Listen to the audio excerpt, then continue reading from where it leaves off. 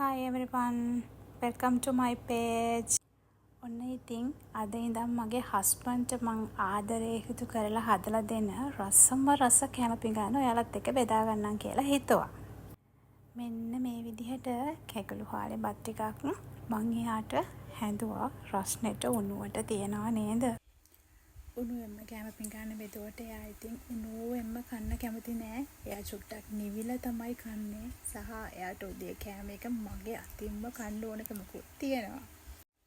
ඔන්න ඉතින් අද මං එයාගේ කැම පිඟානට කතුමුරුංග මැල්ලමක් එකතු කරගත්තා. තෙල් ටිකක් දාලා චුට්ටක් මලවලම ගත්තා. මොකද එයාගේ දවල් කෑම එකටත් දාන්න ඕනි නිසා. වඳින්න කලින් නම් මැල්ලුම් වලට ටිකක් හොර වෙච්ච කෙනෙක්. හැබැයි දැන් නම් මං හැමදාම මොනවා හරි මැල්ලමක් එයාට හදලා දෙනවා. ආයෙ මං එයාට කැරට් උයලා ඒ දෙකම එකට දාලා අබ ටිකක් දාලා උකුමෝකු කිරි ටිකක් දාලා ටිකක් හින්දලා හදාගත්ත කැරට් කරේ එකකුත් තියෙනවා අද එයාට. එයා කැමති මේ විදිහට කන්න චුට්ටක් හින්දලා වගේ ගන්නවා නම්. මාළු ටිකක් මිරිසට හැදුවා වුණාට එයාට ගොඩක් සැරට කන්න බෑ. මේ මිරිස් පාට තිබ්බට මේක ඇත්තටම චුට්ටක්වත් සැර නැහැ.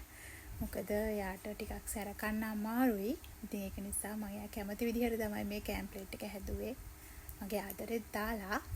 ඉතින් ඕක තමයි අද මගේ හස්බන්ඩ් හදලා දුන්නේ. ආයෙ දවසක හම්බෙමු.